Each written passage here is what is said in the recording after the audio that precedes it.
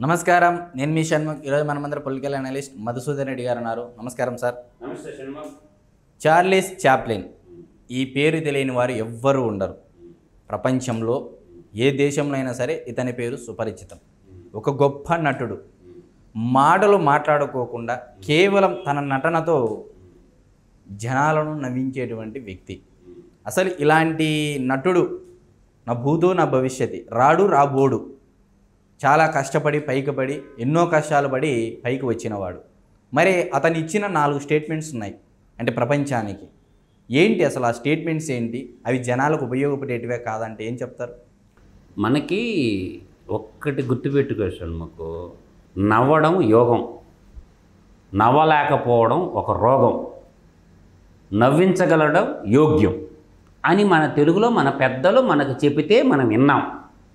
కానీ Charles Chaplin గారు మహానుభావుడని మాత్రం నేను చెప్పగలను. తన ముఖంలో నవ్వు లేకుండా తన ఎక్స్ప్రెషన్ తోటి విశ్వవ్యాప్తంగా ఉన్నటువంటి నరులందరినీ అలరించినటువంటి గొప్ప వ్యక్తి చార్లెస్ చాప్లిన్ గారు. ఆయన మూవీస్ చూస్తుంటే నవ్వకుండా ఎవ్వరూ ఉండలేరు.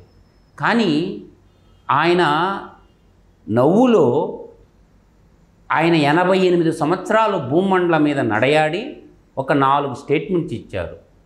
ఆయన చెప్పిన స్టేట్మెంట్స్ ప్రజలకి చాలా అవసరమైనవి కూడాను.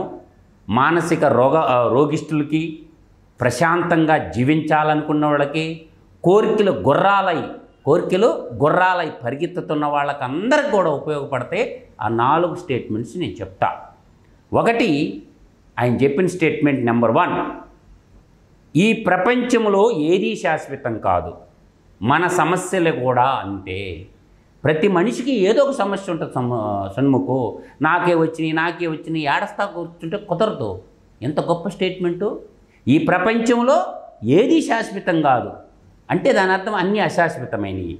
సమస్యలు కూడా అంతే, సమస్యలు కూడా వచ్చిపోతుంటాయి. తర్వాత రెండో స్టేట్మెంట్ ఎంత అద్భుతమైన స్టేట్మెంట్ అంటే షణ్ముఖు, నేను వర్షంలో నడవటానికి ఇష్టపడతాను, ఎందుకంటే నా కన్నీళ్ళు ఎవరో చూడకూడదు అని. అంటే దుఃఖంతో ఏడుస్తున్నప్పుడు తన దుఃఖాన్ని కూడా పక్కనోళ్ళకి తెలియకుండా ఉండటానికి వర్షపు నీళ్ళు నడుస్తున్నాడు అనుకో, కన్నీళ్ళు అవ్వపడవు కదా. అందుకని చార్లీ చాప్లిన్ ఏం చెప్పాడంటే, నేను వర్షంలో నడవటానికి ఇష్టపడతాను, ఎందుకంటే నా కన్నీళ్ళు ఎవరో చూడకూడదు. ఇది సెకండ్ స్టేట్మెంట్. థర్డ్ స్టేట్మెంట్ చెప్పాడు, జీవితంలో అత్యంత వృధా అయిన రోజు, బాగా గుర్తుపెట్టుకోవాలా, జీవితంలో అత్యంత వృధా అయిన రోజు మనం నవ్వని రోజు. రోజు నవ్వుతూ ఉంటే ఆరోగ్యంగా ఉంటారని దాని అర్థం. జీవితంలో అత్యంత వృధా అయిన రోజు ఏంటంటే మనం నవ్వకుండా ఉండటం. దాన్ని వృధా అయిన రోజుగా ఆయన చెప్పాడు. నవ్వడం వల్ల ఏమొస్తుంది? ఆరోగ్యం వస్తుంది, స్ట్రెస్ తగ్గిపోయి హ్యాపీగా హెల్తీగా ఉంటాం. ఇది third statement. The valuable of fourth statement చాలా వాల్యుబుల్ అయింది. ప్రపంచంలో 6 ఉత్తమమైన వైద్యులు ఉన్నారు. మనం చూస్తున్నటువంటి డాక్టర్లు కదా ఆయన చెప్పింది.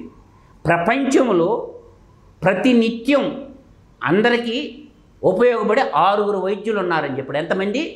6 వైద్యులు. ఆ వైద్యులు ఎవరంటే, 1 సూర్యభగవానుడు, సూర్యకాంతి, సూర్యశక్తి.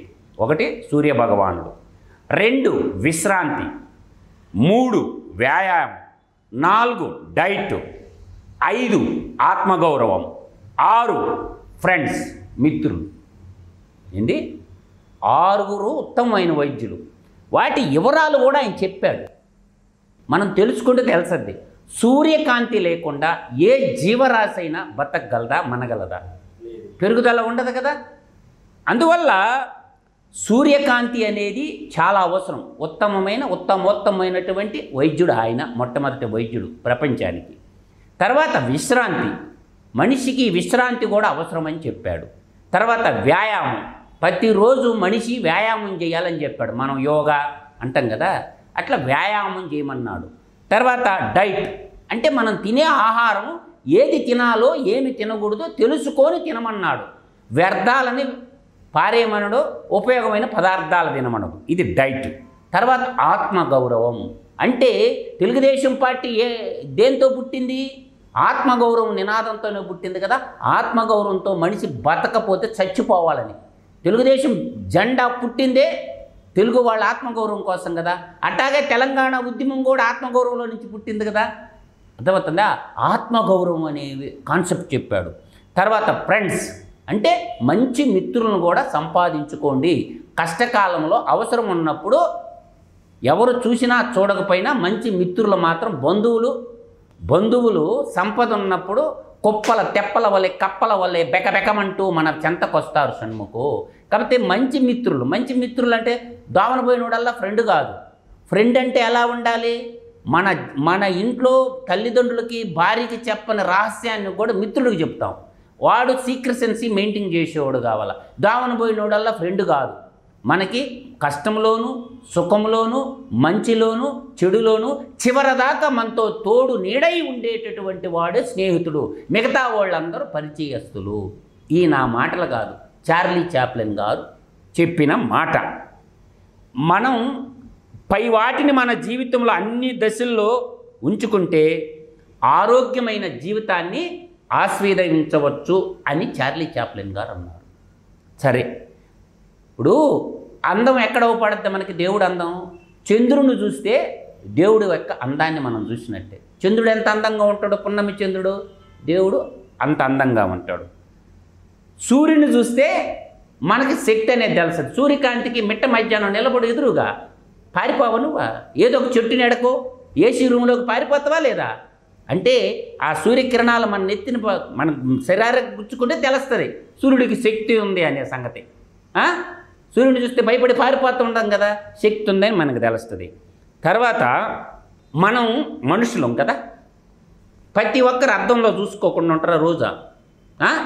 లేపనాలు పూసుకోవడానికి, మన సొగసు చూసుకోవడానికి.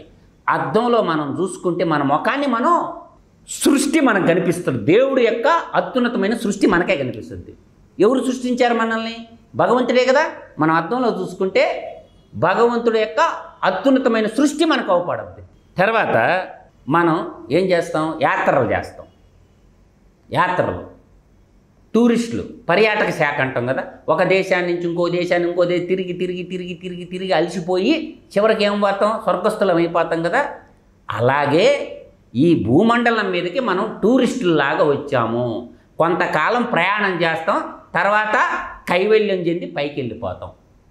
అందుకని పెద్ద ఆయన ఒక మాట చెప్పాడు, దేవుణ్ణి నమ్మండి, జీవితాన్ని ఆస్వాదించండి. దేవుణ్ణి నమ్మండి, జీవితాన్ని ఆనందించండి. జీవితం ఒక ప్రయాణం మాత్రమే.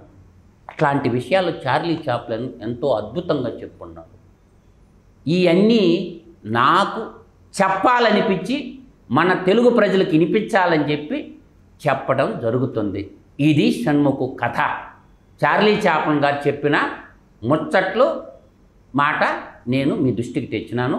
ఇది మన తెలుగు ప్రజలందరూ తెలుసుకొని ఆచరిస్తారని ఒక చిన్న ఆశ నాలో మెదిలింది. చెప్పాలనుకున్నది చెప్పిన. సత్యమేవ జయతే, లోకా సమస్తా సుఖినో భవంతు, ధర్మో రక్షిత తమసో మా జ్యోతిర్గమయ. జై హింద్.